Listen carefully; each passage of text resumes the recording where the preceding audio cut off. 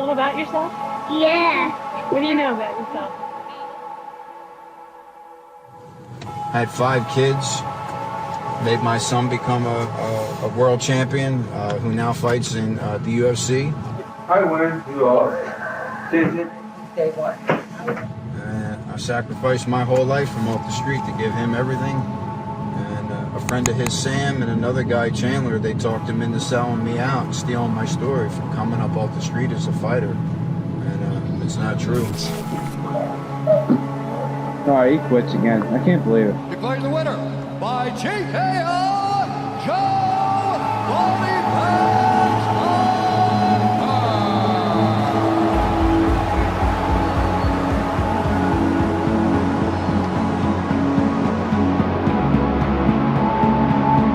I probably got beat a minimum of 5 times a week. Here he is here. Looks pretty good. Looks pretty good. You know, it usually was over jiu-jitsu.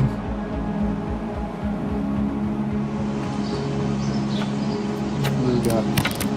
There he is here. Looks pretty good. There's the love there. There's the love there. So everything he said about having a hard life was just to sell out my story out of spite. If you got so frustrated, he would grab you by your hair and throw you face down and then tell you to go to your room and leave you in your room for days.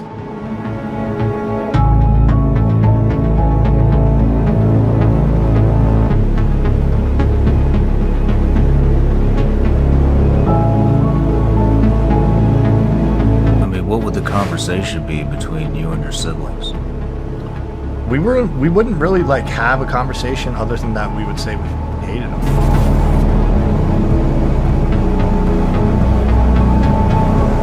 So I started to resent jiu-jitsu and hate it, and I just wanted to play with toys and I wasn't really allowed.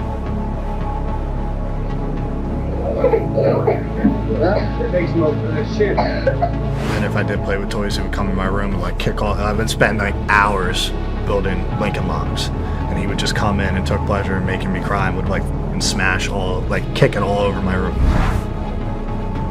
This actually comes from a guy that's on my team who's got, believe it or not, a very similar upbringing to you. And so I told you at the beginning, like, this is gonna touch a lot of people.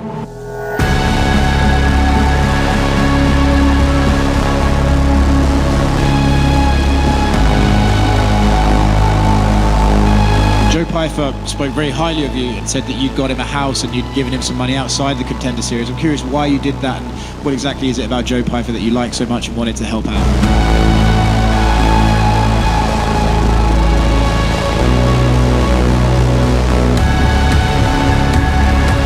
Joe Pyfer, when I left the press conference that night, he told me that he was about to be homeless.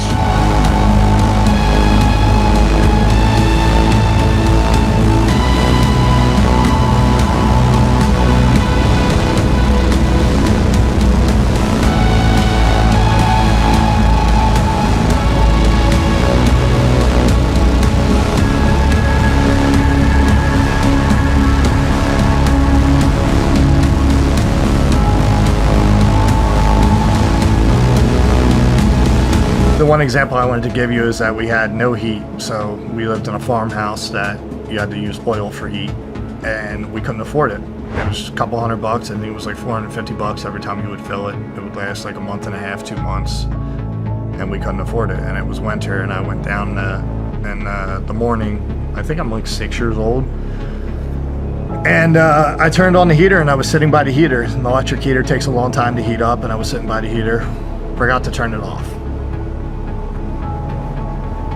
So I had it on low, you know, but regardless, you know, he tried to pull, oh, you could have burnt the house down, blah, blah, blah, blah. So he lied us all up, and he was like, I'm going to beat every one of you until one of you tells me the truth.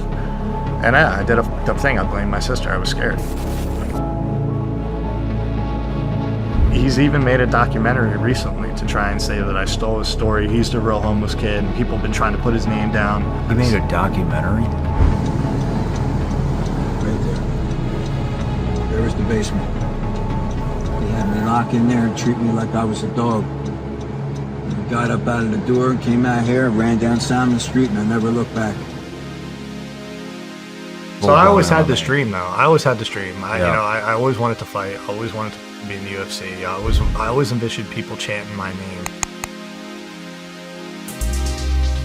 Joe Pyfer makes his UFC debut after his Week 1 performance on the Contender Series. Joe Pyfer was the only person picked on the season debut, which led me to remind everyone, be Joe Pyfer. And what he wanted me to ask you is, as you start to amass the success that you're seeing and getting in the UFC and making a name for yourself, and how do you combat the voices in your head, the self-sabotage from all that you went through with your dad and your family, and you'll never amount to nothing, hoping you would die, I'll kill you. How do you keep those voices from entering your head, or what do you do when they do?